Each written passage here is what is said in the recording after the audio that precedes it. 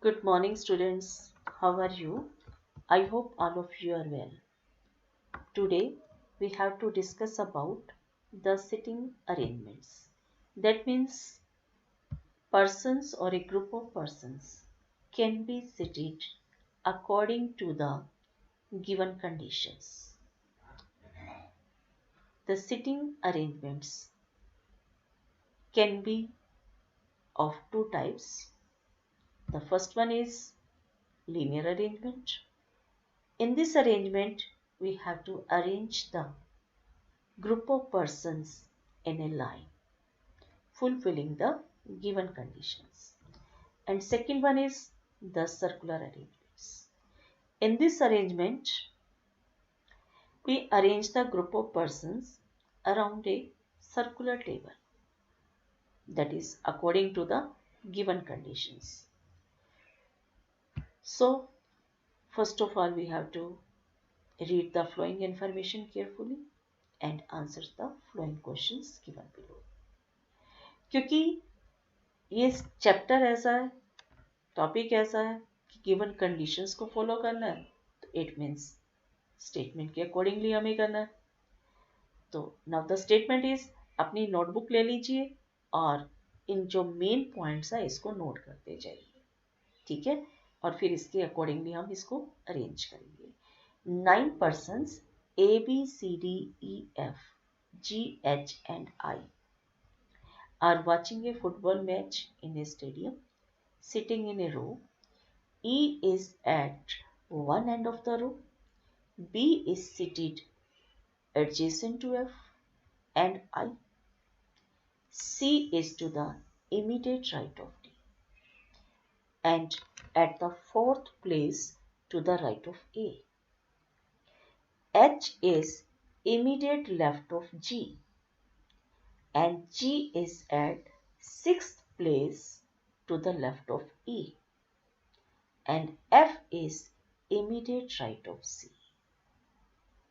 Okay, these are the conditions, and now according to these conditions we have to write the sitting arrangement.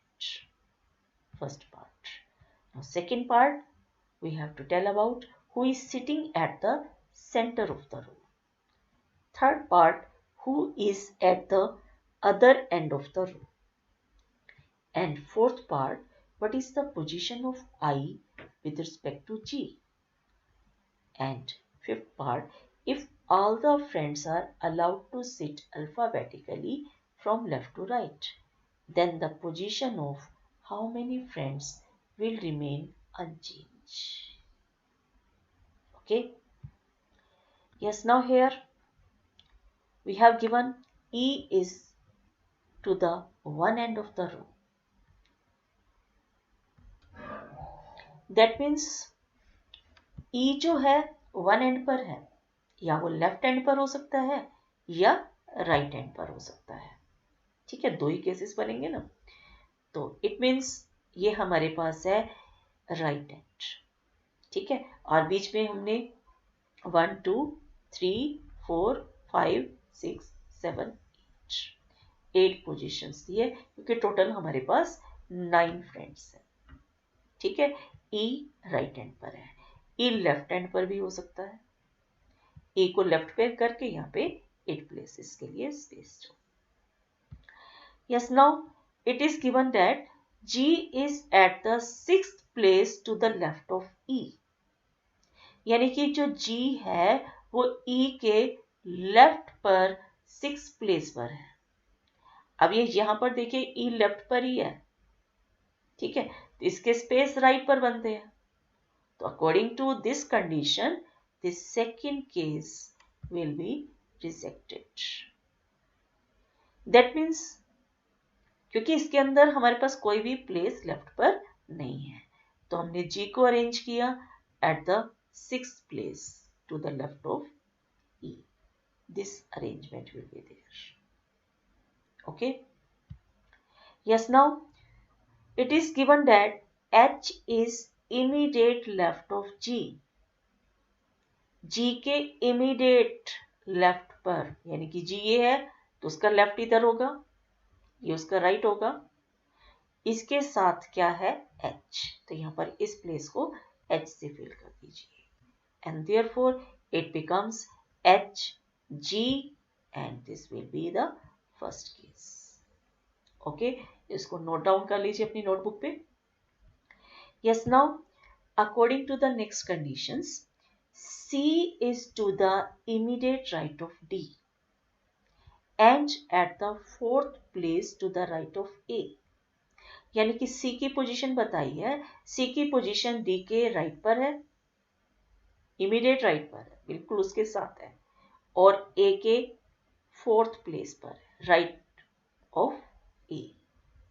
यानी कि arrangement सबसे पहले हमने A को arrange कर दिया और फोर्थ प्लेस पे C और C के साथ क्या है D। A क्योंकि फोर्थ A C जो है वो A के फोर्थ प्लेस पर है, तो ये 1 2 D और ये फोर्थ प्लेस पर C है। Okay, yes, now we have it is given that F is immediate right of C, तो C के राइट में क्या है F, तो ये पोजीशन बन गई। क्लियर? और साथ में ये भी गिवन है कि B is seated adjacent to F and I, तो F के साथ B और B के साथ क्या होगा I, क्योंकि जो B है F और I के साथ में है, यानी कि F और I के बीच में है, तो F तो पहले ही फिक्स हो गया, उसके साथ B and then I, this is number 2। ठीक है, अब जो हमारे पास फर्स्ट नंबर था और सेकेंड नंबर, उसको कंबाइन करते हैं तो we get A H D G D C F B I, that is the arrangement.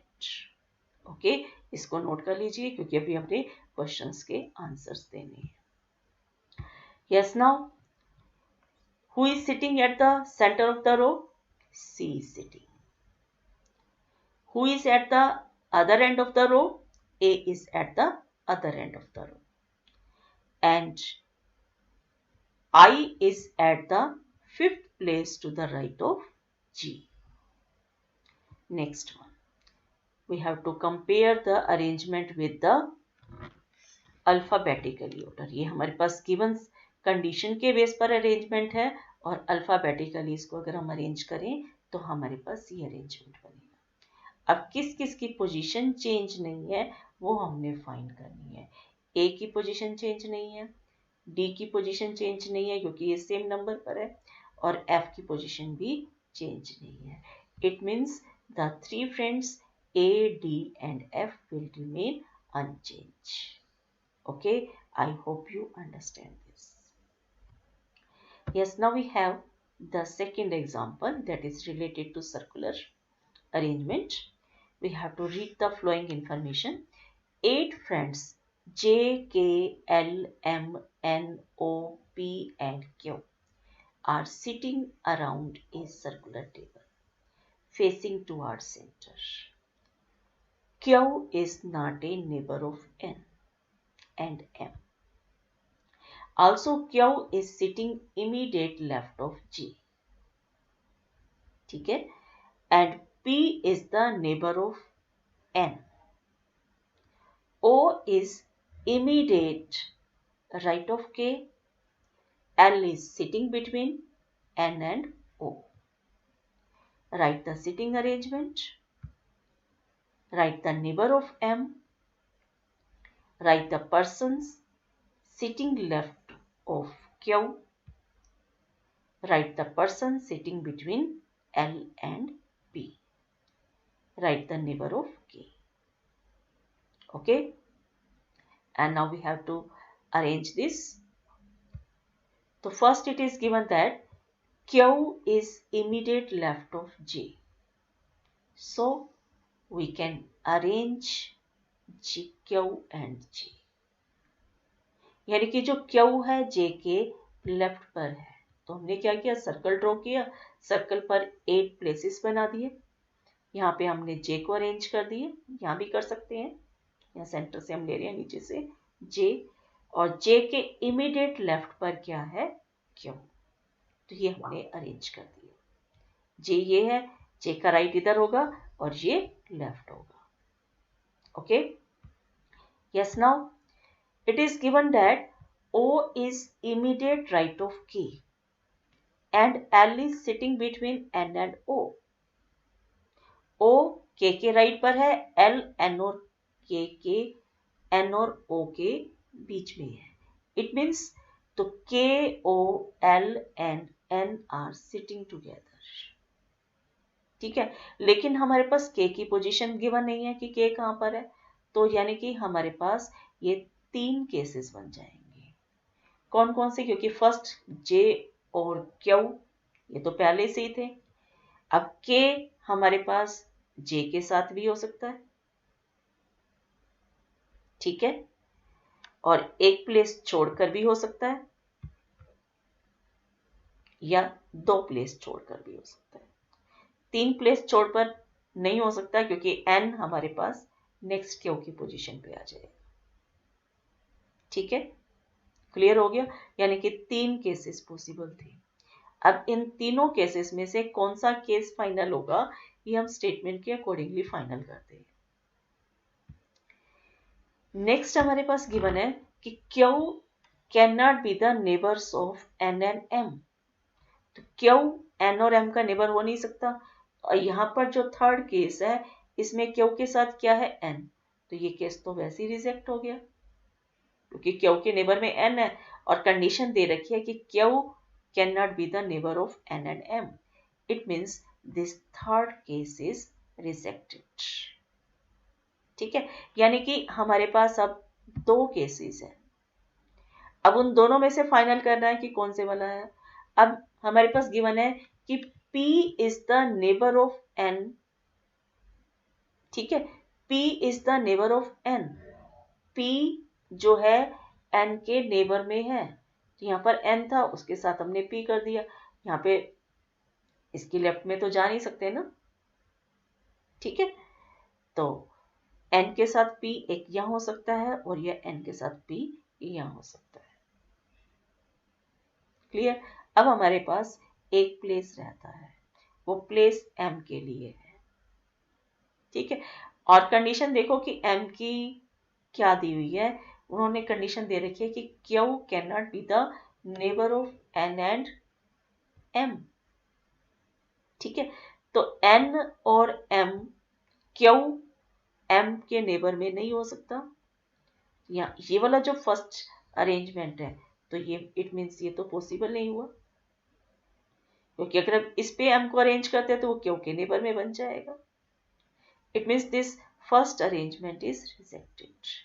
That means we have this final arrangement. That means that is the position of M. That means the final arrangement is this one. Okay, and now we have to give the answers of the following questions. Neighbors of M and neighbors of M, that is J and K.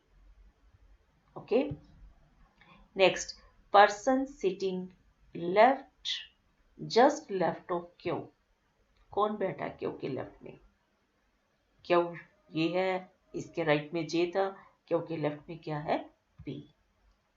And person sitting between L and P. L और P के बीच में कौन है? N. Okay. And the neighbor of K. Neighbor of K is O and M. I hope you understand this.